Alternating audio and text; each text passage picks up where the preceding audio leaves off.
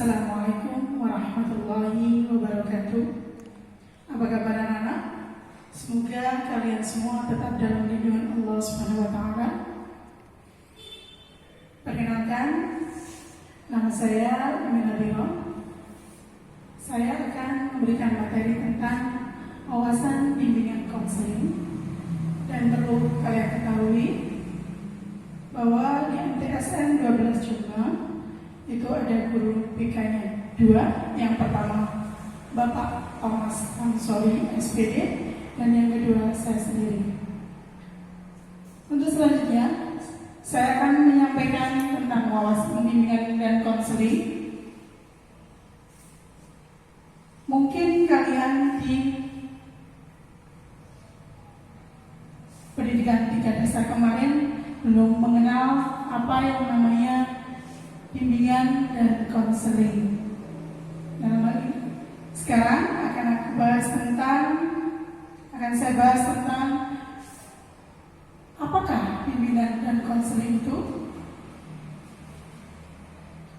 Karena materi bimbingan dan konseling itu hanya ada di tingkat SLTP dan SLTA. Bimbingan adalah bantuan yang diberikan kepada seorang individu atau sekumpulan individu dari setiap usia dalam mencapai pemahaman dan pengarahan diri sehingga dapat mengatasi kesulitan dalam kehidupannya. Sementara untuk konseling adalah proses pemberian bantuan yang dilakukan oleh wawancara yang dilakukan oleh seorang ahli atau disebut konselor kepada individu yang sedang mengalami suatu masalah atau disebut konseling, bisa juga dinamakan klien, untuk mengatasi masalahnya. Dalam hal ini kita akan mendefinisikan tentang bimbingan konseling.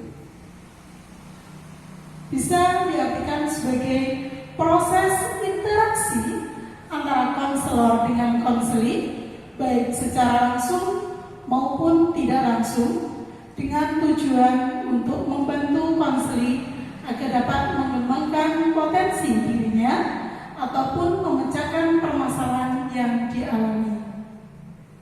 Untuk selanjutnya, yang pembahasan kedua yaitu fungsi bimbingan dan konseling. Yang pertama fungsi pemahaman, yang kedua fungsi pencegahan, ketiga fungsi perbaikan, selanjutnya fungsi pemeliharaan, dan fungsi pengembangan, untuk selanjutnya fungsi penyaluran, dan yang terakhir adalah fungsi adaptasi. Fungsi bimbingan dan konseling yang pertama akan saya bahas. Pemahaman adalah fungsi bimbingan dan konseling yang akan menghasilkan pemahaman kepada peserta didik tentang diri dan lingkungannya. Sementara fungsi pencegahan, upaya mencegah peserta didik agar tidak menemui permasalahan yang akan dapat mengganggu, menghambat, atau kesulitan dalam proses perkembangan. Dan fungsi perbaikan dengan tujuan membantu peserta didik mengatasi berbagai permasalahan yang dihadapi. Fungsi selanjutnya yaitu pemeliharaan, berfungsi untuk menjaga agar perilaku peserta didik yang sudah baik jangan sampai rusak kembali. Untuk selanjutnya fungsi pengembangan adalah berfungsi mengembangkan seluruh potensi dan kekuatan yang dimiliki peserta didik yang dimiliki. Selanjutnya penyaluran, fungsi ini untuk memilih dan memantapkan penguasaan karir yang sesuai dengan minat, bakat, keahlian, dan ciri-ciri keahliannya. Fungsi selanjutnya fungsi penyesuaian untuk membantu peserta didik menemukan penyesuaian diri dan perkembangan secara optimal. Fungsi adaptasi yang terakhir yaitu fungsi mengadaptasi program pengajaran dan minat, kemampuan peserta didik, serta kebutuhan peserta didik. Ini tadi beberapa fungsi-fungsi dari bimbingan dan konseling. Untuk selanjutnya, bidang layanan bimbingan dan konseling itu dibagi menjadi 4. Yang pertama, bidang bimbingan pribadi. Yang kedua, bidang bimbingan sosial. Yang ketiga, bidang bimbingan belajar. Untuk yang keempat, bidang bimbingan karir. Di sini akan saya ulas satu persatu. Bidang bimbingan pribadi adalah pelayanan bimbingan pribadi bertujuan membantu peserta didik untuk mengenal, menemukan, mengembangkan pribadi yang beriman, bertakwa terhadap Tuhan Yang Maha Esa. Untuk selanjutnya, bidang bimbingan sosial. Pelayanan ini bertujuan membantu peserta didik memahami diri dalam kaitannya dengan lingkungan dan etika pergaulan yang dilandasi budi pekerti luhur dan tanggung jawab sosial. Untuk bidang selanjutnya yaitu belajar, bimbingan belajar. Pelayanan bimbingan belajar bertujuan membantu peserta didik mengenal, menumbuhkan dan mengembangkan diri, sikap dan kebiasaan belajar yang baik untuk menguasai pengetahuan dan keterampilan sesuai dengan program belajar di sekolah. Dan yang terakhir, bidang bimbingan karir. Bidang bimbingan karir, pelayanan bimbingan karir bertujuan membantu peserta didik mengenal potensi diri sebagai prasyarat dalam mempersiapkan masa depan karir masing-masing peserta didik. Itu tadi 4 bidang bimbingan konseling. Untuk selanjutnya, jenis-jenis layanan bimbingan dan konseling itu dibagi menjadi 9. Yang pertama adalah layanan orientasi, layanan informasi, layanan penempatan dan penyaluran. Untuk berikutnya, layanan penguasaan konten, layanan konseling perorangan, layanan bimbingan dan konseling kelompok, layanan konsultasi, dan ke-8 layanan mediasi. Untuk ke-9 yang terakhir, layanan advokasi.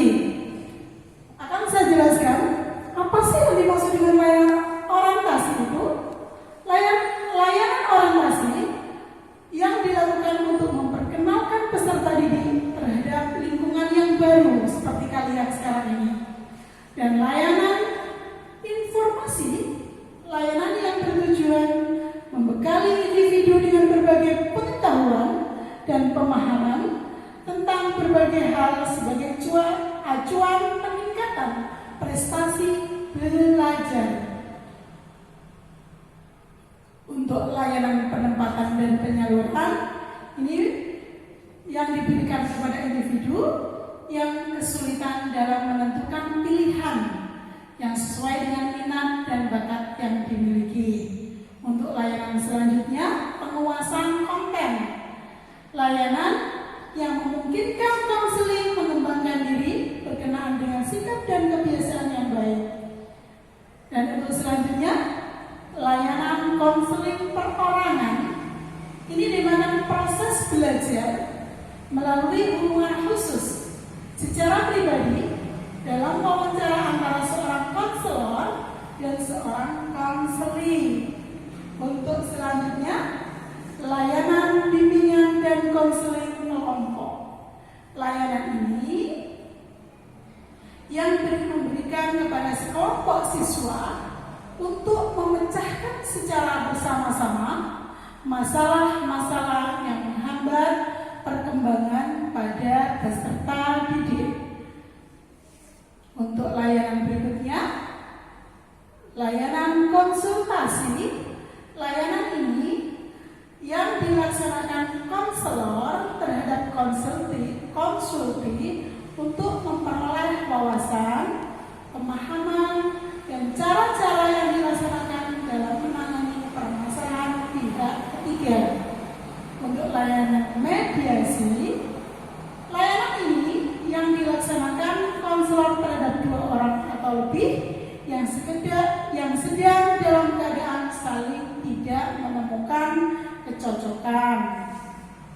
yang terakhir, layanan advokasi, layanan bimbingan konseling yang membantu konseling untuk memperoleh hak-haknya. Demikian materi yang dapat saya sampaikan tentang wawasan dan bimbingan konseling. Jika kalian memerlukan bantuan atau sharing kepada kita, terutama kepada saya siap, kami siap membantu. Jangan takut masuk ruang PK, jangan takut dikatakan orang anak nakal kalau masuk ruang PK, karena PK bukan ruang hantu, tapi ruang bimbingan untuk kalian semua. Jadi bukan berarti kalau anak yang masuk ke ruang PK adalah anak yang bermasalah atau anak nakal. Jadi semua masalah bisa diselesaikan. Jadi anak-anak jangan takut ataupun malu masuk ke ruang PK. Jadi kami tunggu sharingnya. Sampai jumpa. Tetap jaga kesehatan. Tetap semangat belajar di rumah. Mohon maaf apabila ada kata yang salah. Wassalamualaikum warahmatullahi wabarakatuh.